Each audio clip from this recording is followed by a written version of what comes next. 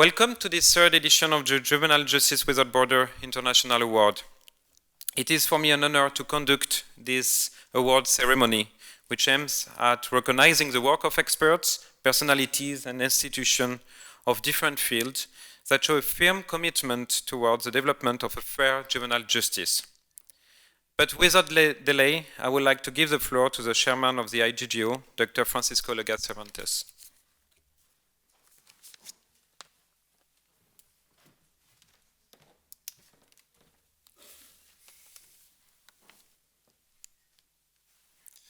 Thank you. Good evening, ladies and gentlemen. It's a great honor for me to welcome you to this ceremony for the Juvenile Justice Without Borders International Award. Tonight, we celebrate the first edition of this international award. There are many good reasons for us to be sharing this present moment, but I wish to highlight two important ones. Firstly, I would like to recognize the work of each one of our awardees as valuable contribution to the protection of human rights and peace. Indeed, this award aims at recognizing the work of these personalities and individuals, as well as those institutions that have contributed to the outstanding progress and achievement made in the protection of children's rights, not only in the legal and psychosocial field, but also in the area of research and direct intervention with children and youth in conflict with the law. A second reason that justifies this meeting is the fact that this ceremony is also a wonderful opportunity for reflection. As you will see, awardees coming from very different fields with different backgrounds, and this is a gift for us to see the bigger picture of all who work daily for the right of the vulnerable. Besides, gathering and sharing experience is a powerful medium for all our motivation. I would especially like to thank all of you for being here, and in particular, the main protagonist, the awardees. Robert Badinter,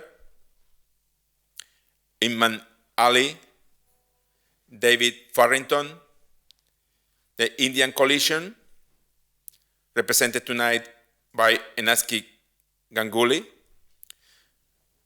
Program Scholars, represented for Pedro Calado, Penal Reform, represented by Alison Anna, and the last, but not least, the honorific award for the said edition is granted to the Westminster Divan Orchestra, represented by the second of its musicians, promoting peace and understanding in the Middle East.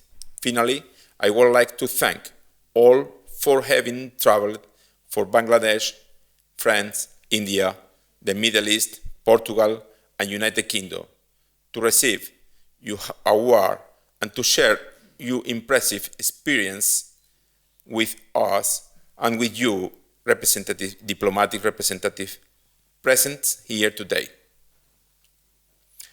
Once again, I give my sincere congratulations to all of them for their commitment to the improvement of juvenile justice around the world. Many thanks.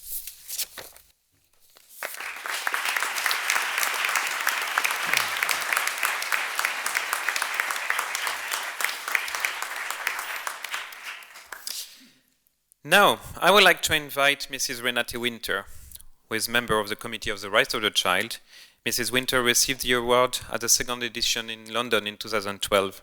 Tonight she is here with us representing the bonds between all awardees from an edition to another, symbolizing the connection and continuity of the meaning of this award. Renate, thank you.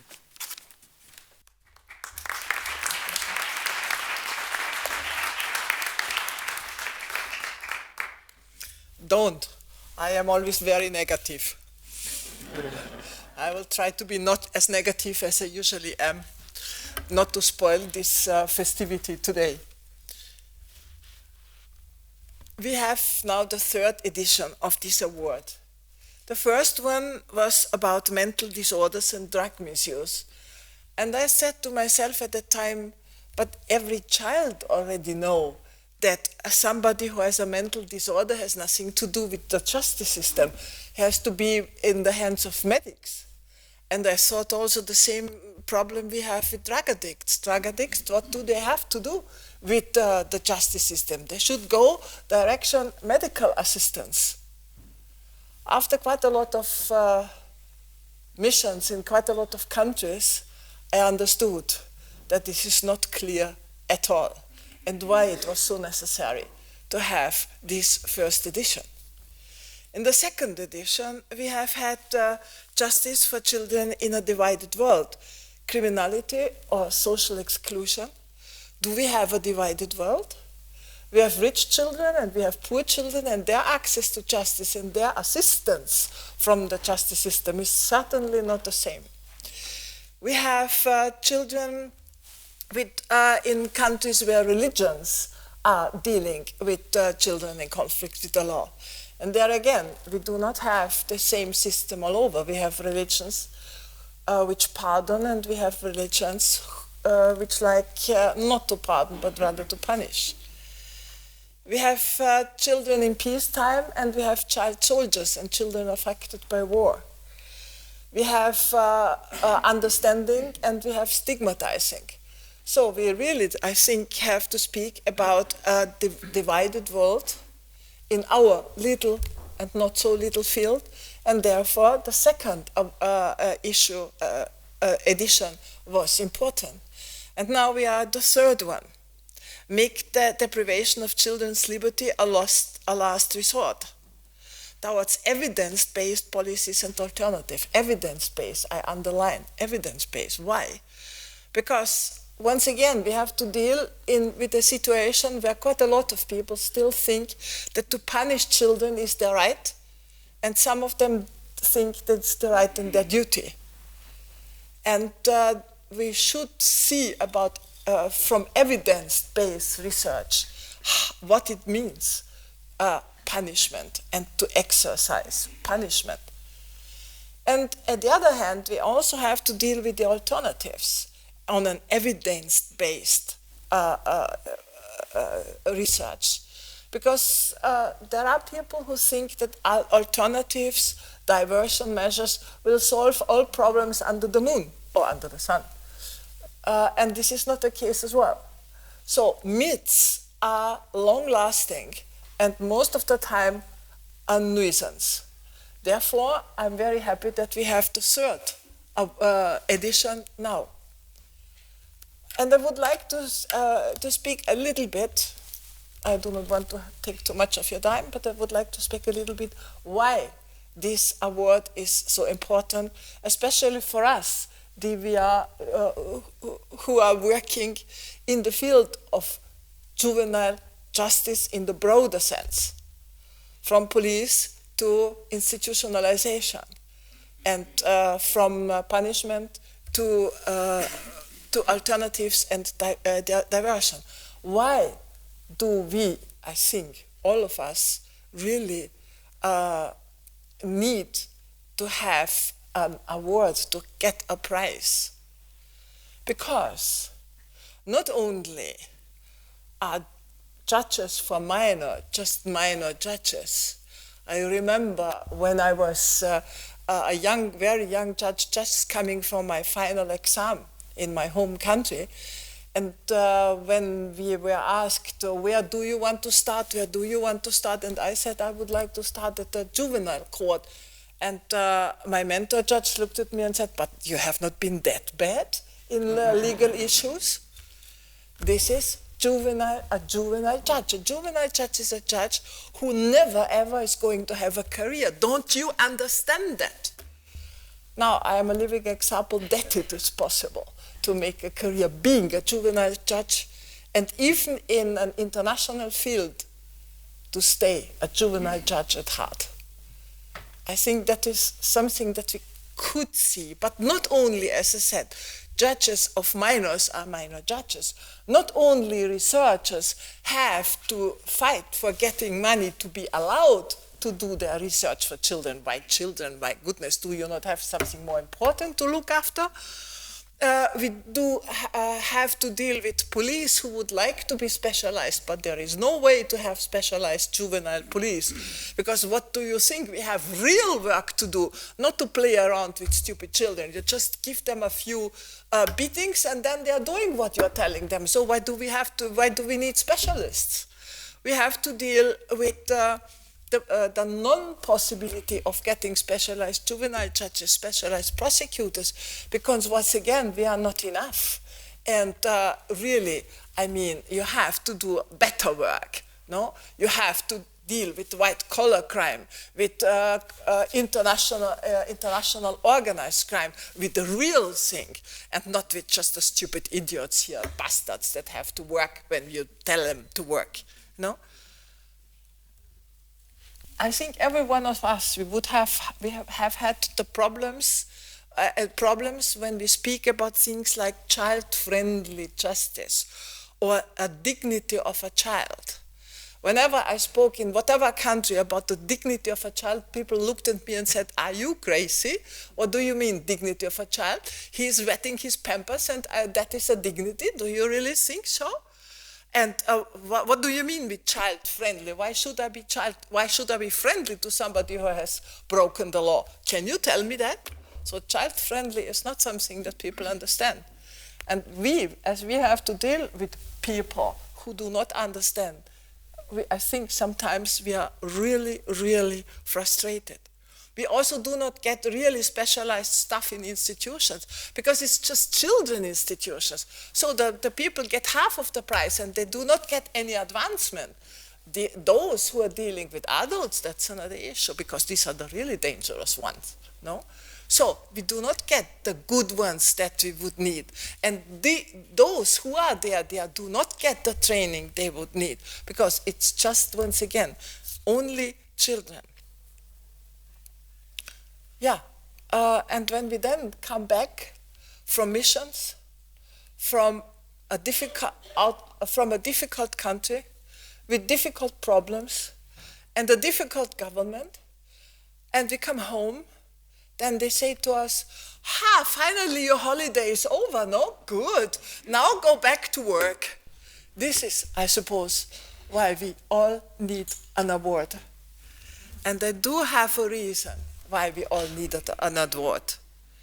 Because we really want to make deprivation of liberty for children a last resort. We really want that.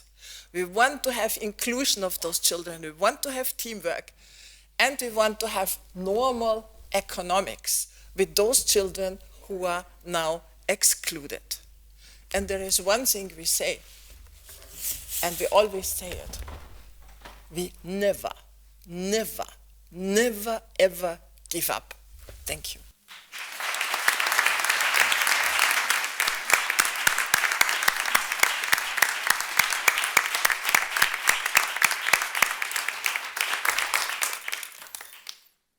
Thank you, Renate, for these vibrant words. And I think you was quite positive, in fact. Thank you for that. I tried my best. Now, the IGGO wishes to reward Monsieur Badinter. He already got his award this morning during the conference, but since this is an official ceremony, we would like to recognize his outstanding work and personal engagement in the fight against death penalty. In particular, we would like to stress his commitment for the improvement of the right of victims and the development of non-custodial sentences during his mandate as French Minister of Justice and as a human rights activist, as you saw this morning. As a French national, I'm therefore particularly honored to invite Monsieur Pierre Guillemet, attaché culturel from the French Embassy, who will receive the award on behalf of Monsieur Badinter.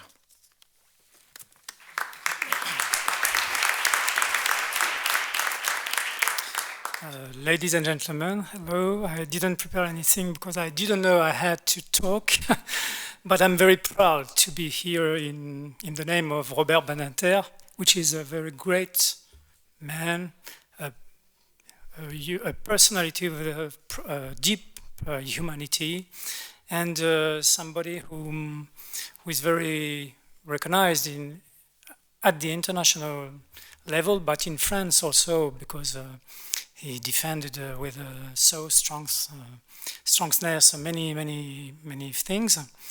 And if you excuse me, but I think I'm going to go on in French, but speaking slowly, that everybody may understand. Juste some 2 or 3 words pour vous dire que ce n'est pas mon domaine, la justice, mais c'est une affaire sérieuse, et la justice juvénile, et la protection des droits de l'enfant, et la lutte contre la violence infantile, contre les enfants plutôt, c'est quelque chose de très sérieux, et je crois que ce matin, la conférence dans laquelle M. Badinter a pu s'exprimer a permis, en tout cas, de montrer à quel point cet homme est parfaitement engagé sur ces questions-là.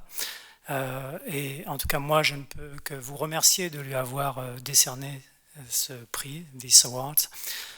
Et merci encore une fois. Et M. Badinter a dû repartir pour Paris dans l'après-midi.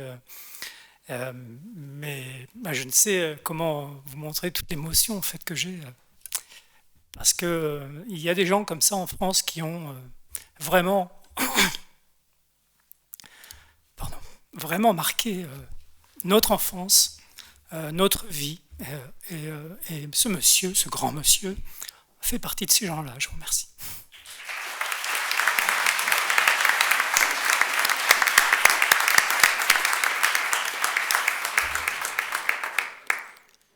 Thank you, Pierre. I think we had the same emotion during this morning with his speech, which was very powerful for all of us.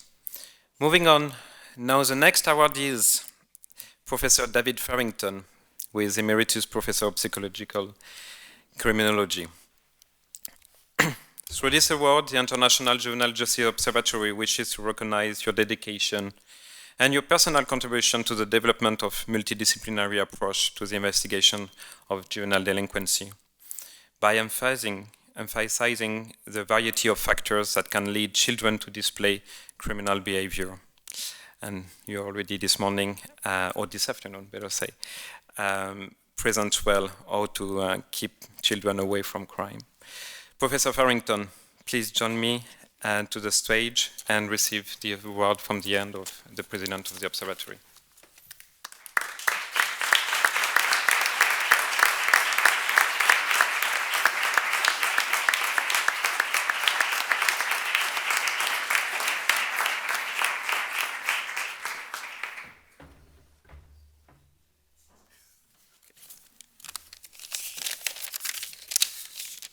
Well, I'm extremely honoured to receive this award, and I've now found out a lot more about the activities of the International Juvenile Justice Organisation, and I'm very, I think they make wonderful contributions to advancing policy and practice and knowledge about juvenile justice, so I'm very happy to be associated with this organisation.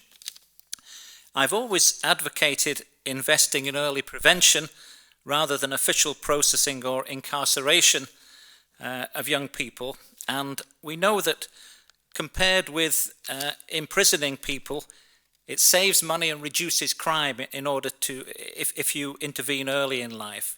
It's much better to have prevention rather than cure. In order to implement effective early prevention programs, we need local agencies and we also need national agencies. In all local areas, we need local agencies to measure the problems that there are and also to measure the risk and protective factors in the areas. And then the local agencies can implement interventions to try to reduce risk factors and strengthen protective factors. And I think in this way, we can have a big impact on social problems in an area. Also, the local agencies need to know how to access resources and how to choose effective programs in order to target the problems. And for this, they need technical assistance and advice from national agencies. So I call on every country to establish a national early prevention agency that can assist local crime prevention agencies in order to reduce crime and other social problems. A national agency could provide technical assistance, skills and knowledge to local agencies. It could provide funding for programs conditional on using evidence-based programs. It could ensure continuity and coordination and monitoring of local programs. A national agency could provide training in prevention science for people in local agencies and set high standards for evaluation research. It could provide a centre for discussion of the effect of policies of different government agencies on crime and social problems, because often one agency doesn't know what the other agency is doing and they're both acting together to do the worst of all worlds. A national agency could set a national and local agenda for research and practice in the prevention of crime, drug and alcohol abuse and mental health and other social problems. It could translate evidence-based results into local practice, provide guidelines on effective practice, keep a computerized register of evaluation research and what works with whom. It could advise the government about what are effective and cost-effective prevention programs, and it could carry out systematic reviews of the effectiveness of interventions and also cost-benefit analyses, which I talked about today and I think are very important for government agencies. So I think every country needs a national agency for early prevention, and perhaps the International Juvenile Justice Organization could help by encouraging all countries to set up such a national agency. Thank you very much.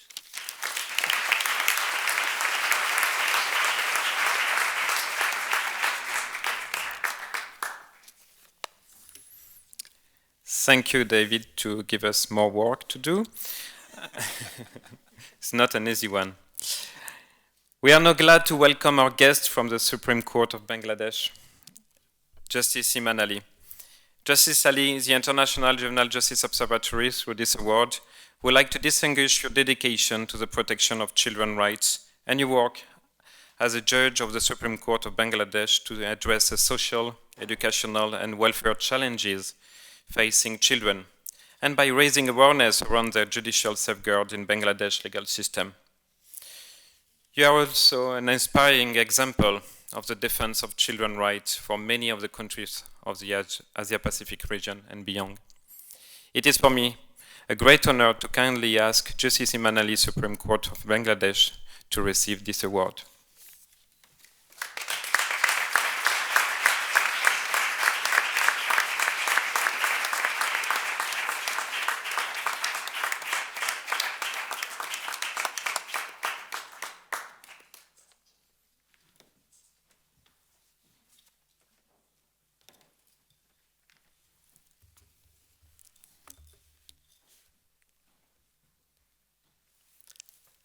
Mesdames, Messieurs, bonsoir.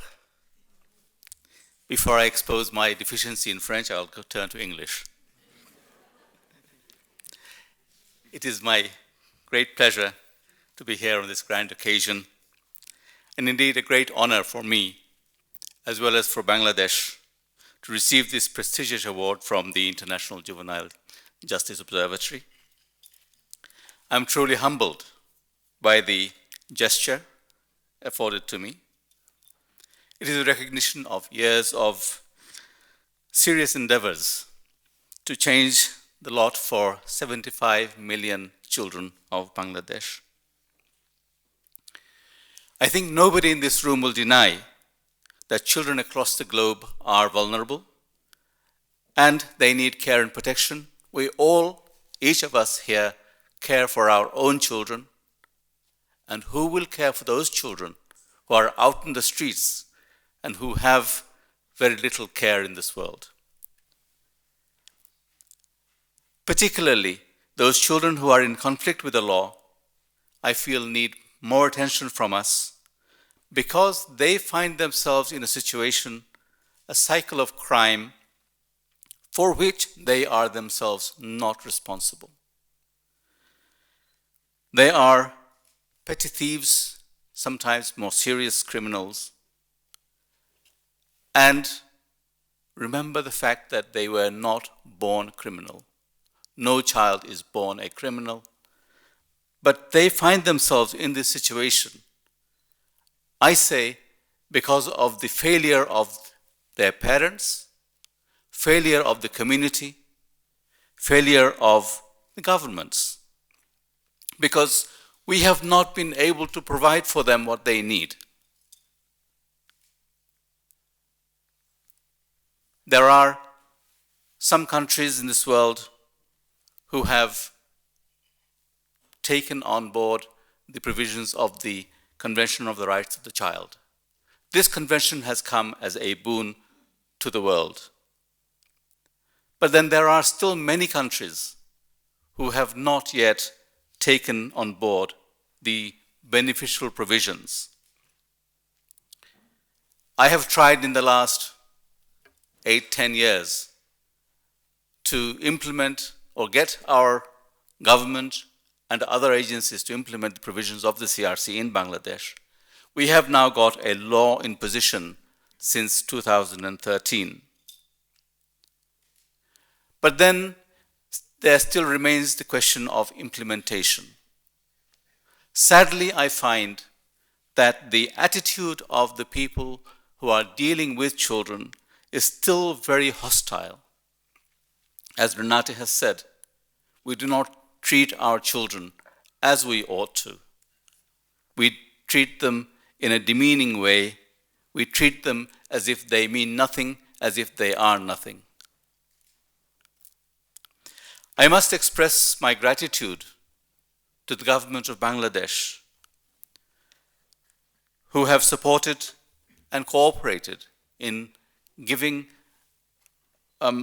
due relevance to judgments of the High Court Division, the Supreme Court of Bangladesh. Their prompt action has aided the Supreme Court in materialization of the directions and recommendations.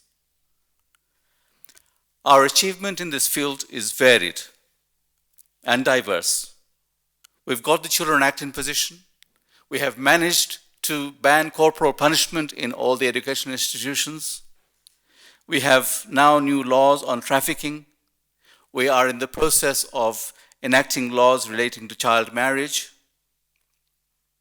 Serious efforts are being made in order to establish a Children's Commission or Ombudsman.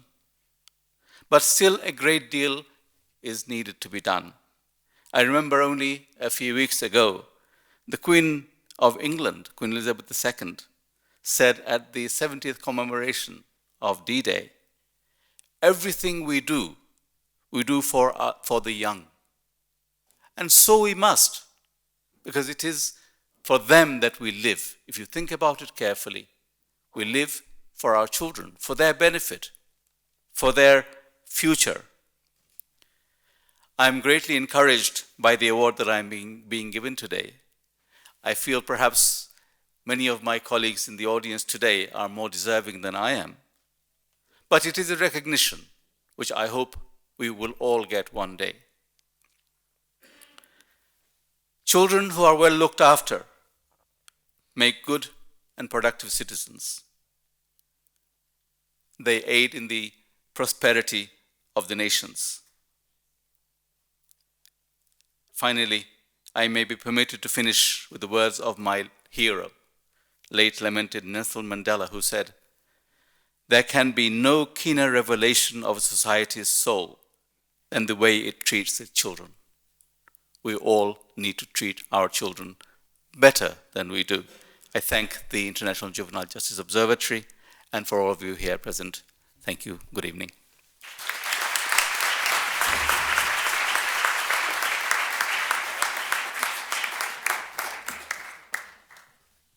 Thank you very much, Imman.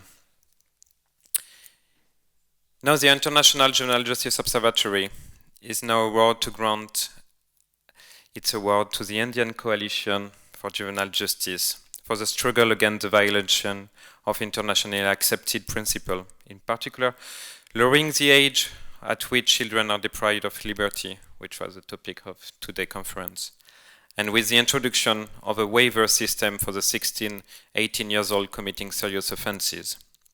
The IJJO rewards the work carried out by the Indian Coalition for Juvenile Justice against introducing the retributive justice approach in juvenile justice legislation and in a highly charged national context calling for more sanction that we will certainly explain us.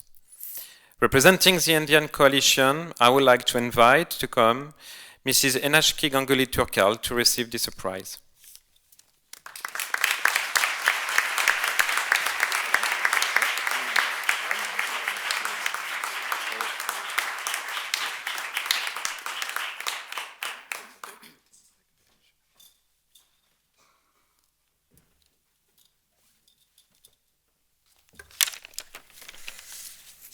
Namaskar. Good evening, ladies and gentlemen, co-recipients of this amazing award. It is a proud moment to be part of a legacy of such eminent persons who have received this award in the past and who are receiving it today. And just to let you know, this is the first award I've ever held in my hand. So it's particularly important. But I stand here today representing not just myself, or Haq Center for Child Rights, which I co-direct, but on behalf of several organizations and individuals who have entrusted me to represent them here. I thought I would take a little time to tell you the story as to why we are here today. All of you had heard of the 16 December rape. The whole world woke up to rape in India. Delhi became the rape capital, and it became this famous Delhi gang rape. Everyone was shocked. No other incident of rape before or after has raised the collective consciousness of the citizens of India as the Delhi gang rape. It proved to be a watershed leading to a much needed change in the rape law in the country. But it also proved to be a watershed for juvenile justice in India, but in a regressive manner. Following the involvement of an underage offender in the gang rape, all hell broke loose. Reacting to the rape with all its gory details being brought out by the media every day, anger and protest got directed at this young offender and willy-nilly to the entire JJ system. Suddenly, everybody in the country had an opinion on the juvenile justice system. People had never even talked about juvenile justice till then. They probably didn't even know it existed. But suddenly there were self-styled experts on television telling us that the law needed to be changed. They were telling us how juveniles who commit offenses, just walk free, how the system allows for young people to offend. And this just carried on. The media fueled the public opinion, calling the boy a monster, a beast, and the worst offender, and even the main accused. The police played a role in that too. The wave of public opinion was so strong and directed that many of us who were talking about keeping the law in place were told we were emotional child rights activists, and we lost a lot of our natural allies, including fellow child rights activists who did not agree with us. The juvenile justice system was being portrayed as the enemy of women and a hazard to public safety. Change the law was the demand. All of us tried our best, but we were caricatured. And I often say that for the first time, one felt like what a dartboard feels like. In a typical Fox TV format, one of us would be put into one corner, and there would be several experts who would be throwing darts at us while we tried to raise our hand and make our point be heard. The atmosphere continued to be charged, so charged, that it was difficult to even go for social occasions. For a dinner or a cocktail party, if any one of us went, we would be asked, so, what are you thinking about the juvenile justice system? And are you not one of those who was just telling us that it's all right for young people to offend? So it was just impossible to be out in the open. And we were told that we do not want punishment for young people who commit offenses. The courts were flooded with petitions seeking that the JJ law be declared unconstitutional and a safety hazard.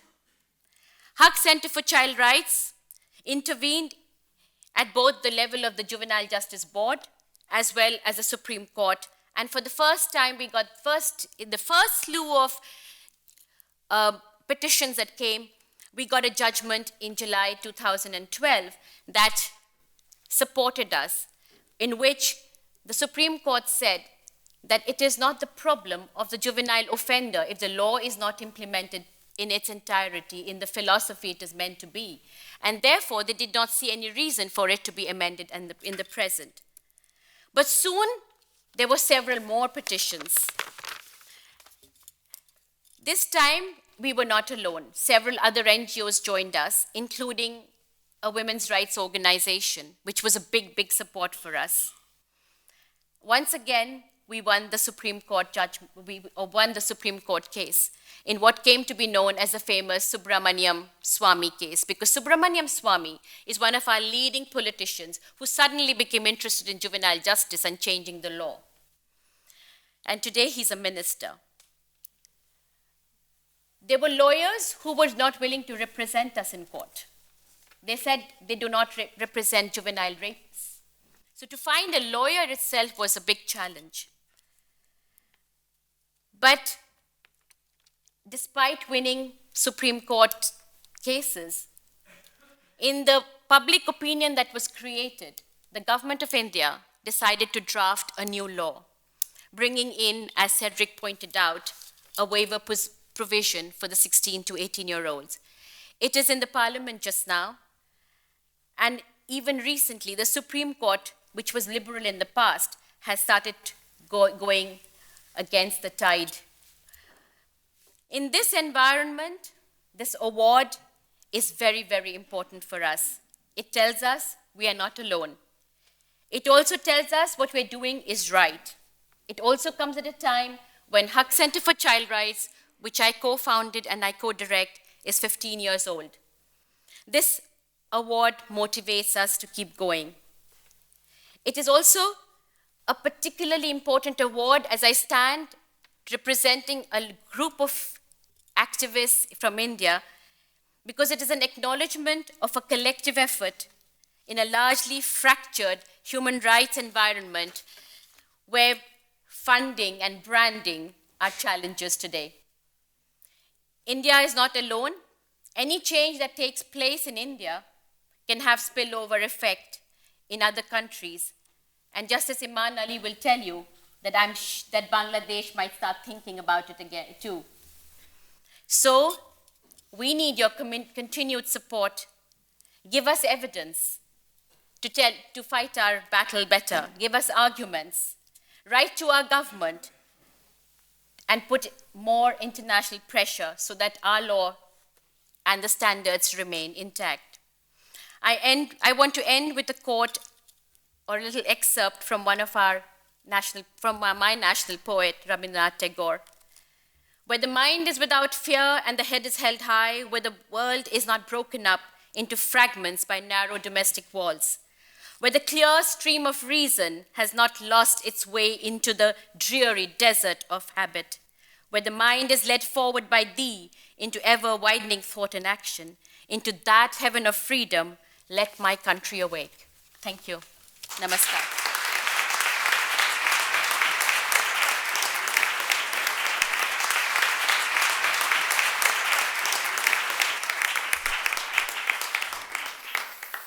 Thank you, Inashki, to remind us that policies must not be based on emotion, to make a reference to the title of the conference. I hope really that this award will help you to fight in this difficult fight, We now move on to another partner organization, Penal Reform International, whose director, Alison, is with us tonight. The International Juvenile Justice Observatory recognizes the work and the engagement of Penal Reform International carried out during the last 25 years already. The IJU wants to highlight PRI's advocacy for the right of defendant to a fair trial without delay, and an end to unnecessary use of imprisonment.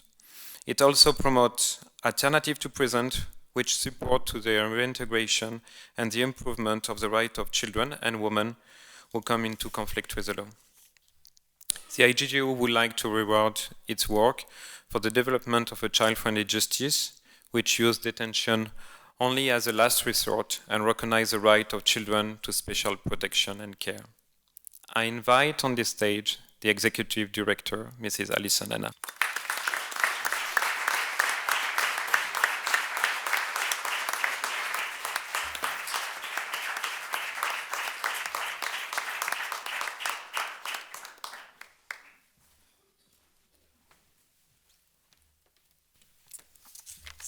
Thank you very much, Cedric, for those kind words.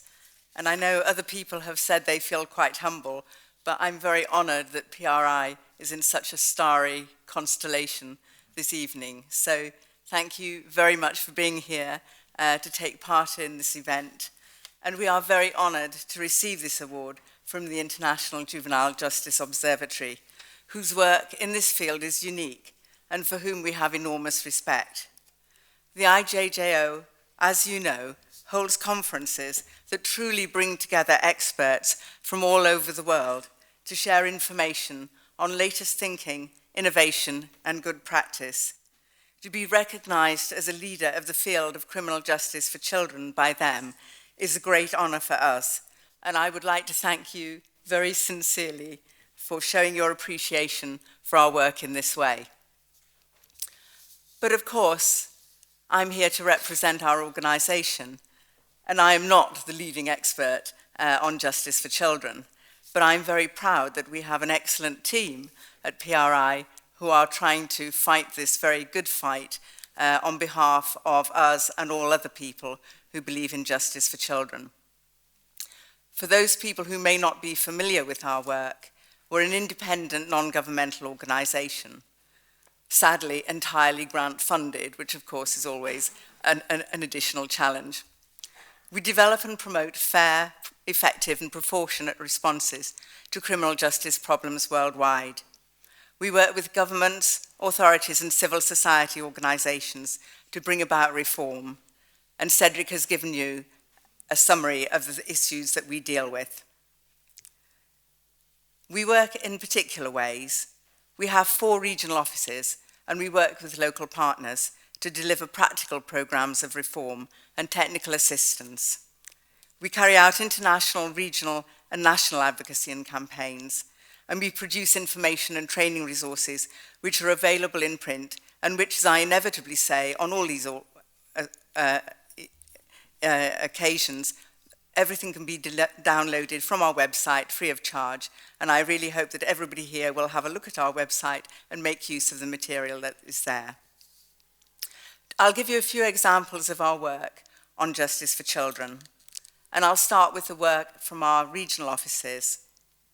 We have 4 regional offices. They're not in the most child-friendly places in the world, and some of the environments that we work in is very challenging. But in our Middle East and North Africa office, we've worked for nearly 10 years to develop better child-friendly systems in 5 countries of the region. The programs that we deliver include capacity building and training for a wide range of criminal justice professionals. In one program, we trained over 600 judges, prosecutors, lawyers, probation officers, and social workers. And the training was to try and promote a restorative approach to juvenile justice and to make sure that people are aware of the international standards that underpin all our work. We aim to divert children from the formal justice system, and I take the point about there may not be genuinely child-friendly courts, but we have set up some specialist police centres in Jordan and in Yemen to try and develop a more child-friendly system of justice. We have also just recently been awarded a €3 million grant by the Dutch Ministry of Foreign Affairs to carry out a major programme of reform in Yemen, which we hope we will be able to deliver in terms of the challenging environment there. In Central Asia, we're currently implementing a 3-country programme to reduce violence against children in Kazakhstan, Kyrgyzstan, and Tajikistan. It specifically aims to eliminate the use of solitary confinement for children in detention and to ensure separation of children from adults and boys from girls. We work closely with the Ombudsman offices and to improve monitoring systems for places where children are detained. And we also have a small project to improve health services for children in detention in Kazakhstan. In South Caucasus, we recently completed a programme to develop child probation services in Armenia. And in Georgia, we also worked on probation services and developed a manual for monitoring children's detention facilities. As you will know, the situation in Russia is not particularly hopeful for human rights organisations or NGOs. But our Moscow office is still able to work with some of the prison authorities to improve the position for babies accompanying their mothers into prison, and we also have a grant to strengthen the role of civil society in promoting the rights of children in conflict with the law. So we do what we can through practical programmes in different parts of the world. And of course, we are also involved in all those places in trying to promote and implement the international standards.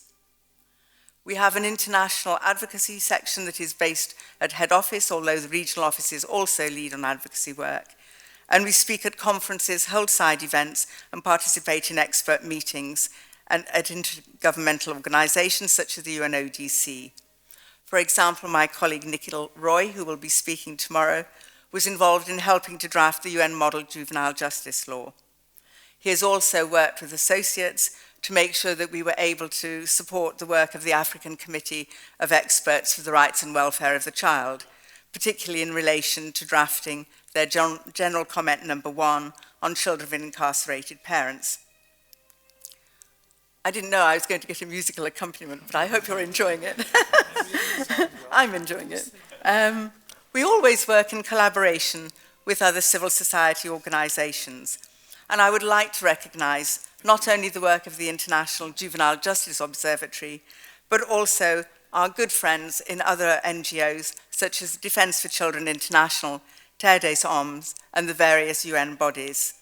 We also would like to thank the work of our very starry colleague Inakshi for the work that she has been doing in India, and I should also mention that Imman Ali is a board member of PRI, so we like to work in collaboration with others, and I would like to express my thanks to all of the other organisations with whom we work on shared aims. I would also like, in passing, to recognise the value of the Interagency Panel for Juvenile Justice, which I'm sorry suffered the fate of lack of funding, which was also a great support in disseminating information on behalf of children's rights. A final word about the training and information resources, which I've already mentioned are on our website and which I hope will be used by everybody if they're appropriate for their own campaigns and organisations. We have training manuals and training resources, and our briefings cover topics such as a 10-point plan for fair and effective criminal justice for children, the rights of children when their parents are in conflict with the law, the rights of children deprived of their liberty to make complaints, a briefing on the minimum age of criminal responsibility, and a subject that's often overlooked, the needs of girls in the criminal justice system. So thank you very much for honouring Penal Reform International at this awards ceremony this evening. As so many other speakers have said, we work in a challenging environment, and we are extremely encouraged and grateful for the appreciation that you've shown us. Thank you very much.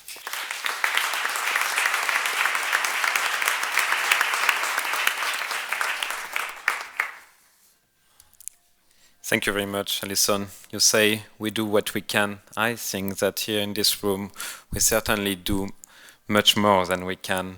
and it's part of the goodwill of all of us, being, in a way, children's rights activists as well. It is now a great pleasure to award the Choices Program, or better say in Portuguese, Programa Escolhas. Is that good pronunciation? Thank you.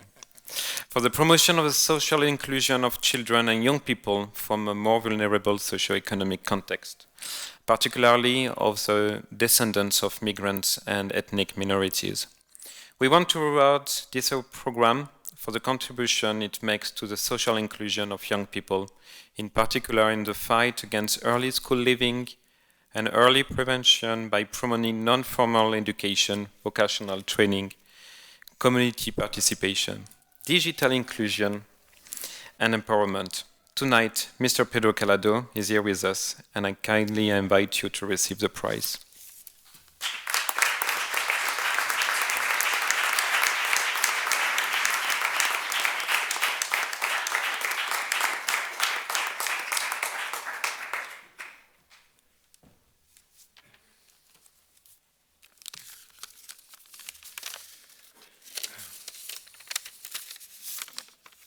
Good evening, ladies and gentlemen. On behalf of our Secretary of State, Mr. Pedro Lomba, I would like to reinforce the honor of receiving the Juvenile Justice Without Borders Award. Our Secretary of State asked me to share the relevance of this award to our country, Portugal. It is a clear recognition of the strong efforts put into the Portuguese integration policies, now reinforced with this prestigious award. Choices program started in 2001 as a response to a situation of an increasing number of youths at risk. Since 2001, more than 250,000 youngsters have been engaged in day-to-day actions targeted through local projects supported by the Choices program that mobilize more than 1,000 local partners, the schools, the NGOs, municipalities. This is the leading force of our impacts. Actually, it is in the communities, in a bottom-up approach, that these local partners, also with the strong support of role models from the communities, that this formula has been working in my country. Let me share with you the formula. If you can write it down, it's quite easy. It is 6 numbers, 360, 365. 360 degrees approach around the individual, and please do it 365 days a year. So how? I don't know, but you can try it, okay? This has been proving effective. This integrated approach, this day-to-day support in the most vulnerable communities with the most at-risk youngsters is really having an impact. We also have a very strong belief on a positive approach on youth at risk. If you target them in a positive, proactive, and positive approach, the outcomes and the impacts that emerge seem to be quite relevant from our experience. If one main idea had to be passed, we would stress out the time it takes to change quite wicked problems, such as the social exclusion of the youth. It really takes time. After 14 years of very committed work, the Choices program can now, I would say, collect the results, the fruits of this sometimes invisible work done in the communities.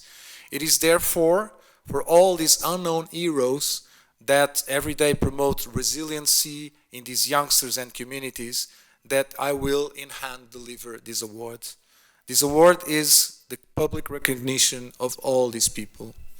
This award is the international recognition of the very relevant impacts the program has had in the last 14 years. So, ladies and gentlemen, to finish, it is an honor for me. It is an honor and a factor of motivation for the almost 90,000 youngsters that we work every day in the communities in Portugal. And yes, prevention is possible, it is more efficient, and it will surely, we hope, continue to be delivered in Portugal. Let me share a message I got from Lisbon this morning. We had this national newspaper going to one of the projects, talking to the youngsters, and I got this quote by one of the youngsters interviewed, and he said, when he got asked, what is Choices program for you? He said, now we are not afraid of dreaming. I think it says it all. Thank you very much.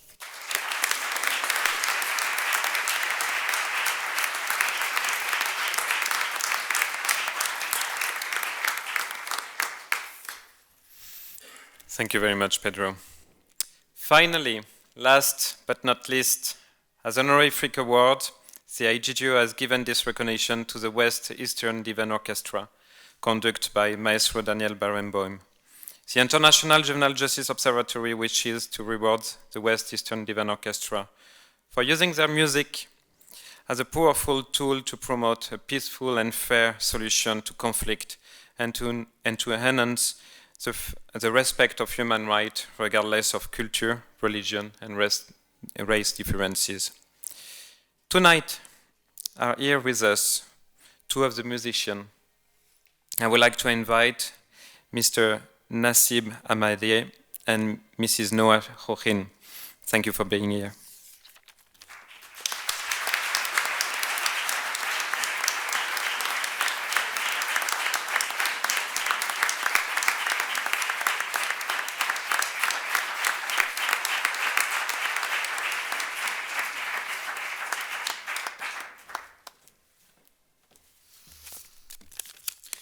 Distinguished guests, ladies and gentlemen, I'm deeply honored to thank you on behalf of the West Eastern Divan, of Barenboim Said Foundation and Maestro Daniel Barenboim for this important prize.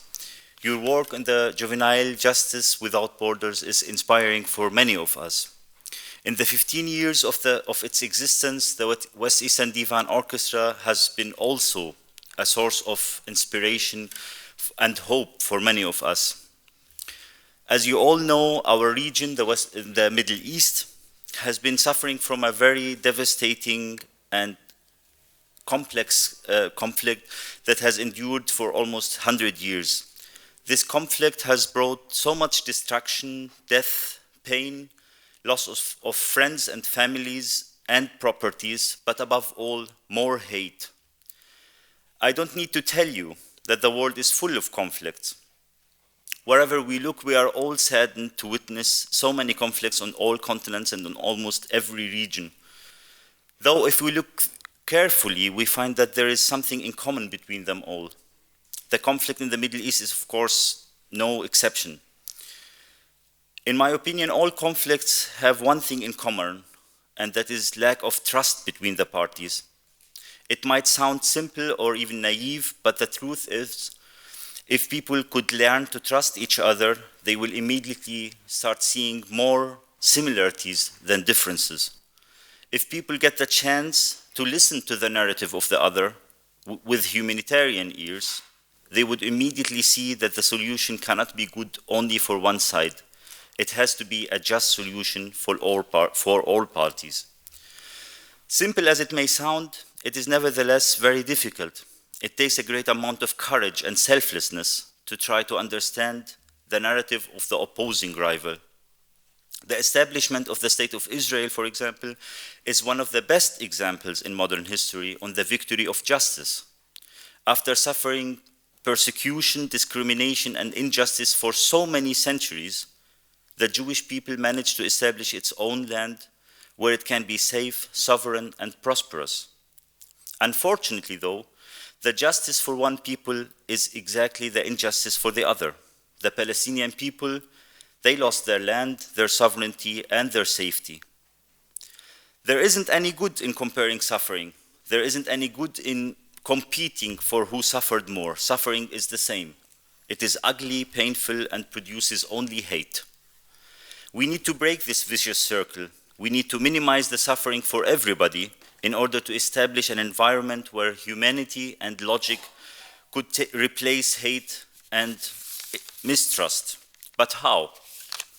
Ladies and gentlemen, 15 years ago, the late Palestinian scholar Edward Said and Maestro Daniel Barenboim had a vision, an experiment, if I may say. What would happen if we bring young musicians, Israelis, Palestinians, Lebanese, Syrians, Jordanians, Egyptians, young people from all across the conflict in the Middle East, give them the chance to meet and have a common goal? And the answer to this question couldn't be more inspiring or successful. 15 years after the first project, I stand in front of you and can tell you that this project or experiment has changed the lives of many, including mine. We changed only because we had the chance to meet the other and see for ourselves that they are not different from us. They fear what we fear, they enjoy what we enjoy, and they suffer like we suffer. How is it possible for us to experience this while the region is moving from one war to the next? The answer is also simple. We are being treated equally. We are being judged fairly and only according to our personal qualities. Ethnicity, religion, nationality, skin color, gender are irrelevant. We are experiencing equality. This is allowing us to meet and talk about all subjects that separate us, but peacefully. We don't agree on many things. We are not being brainwashed or told what to think. We are not even being asked to talk to each other, but we are merely being presented with an opportunity to be around each other. And our curiosity is doing the rest. Our curiosity is driving us towards each other. The West Eastern Divan and its members have no delusion of being able to change the situation on the ground or achieve peace. We are nevertheless fully committed to promote this example that we enjoy. We merely and genuinely believe that the solution in our region has to start by building bridges between people. Nobody can make personal sacrifices or compromises if he or she doesn't trust or even know the other. We believe that this is the key to promote understanding among all different parties, and at the end, the solution must be fair and just for everybody. Justice should be served everywhere, and justice has to be without borders. The encouragement and acknowledgement that you present us through this prize today will make us even more determined to continue our work, to build bridges and promote dialogue. For this, and in the name of the West Eastern Divan Orchestra, I would like to express our deepest gratitude for this generous present. Thank you very much.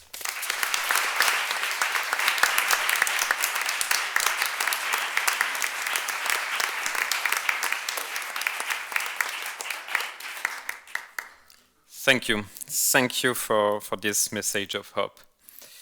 Ladies and gentlemen, I thank you as well for your participation and congratulate all awardees.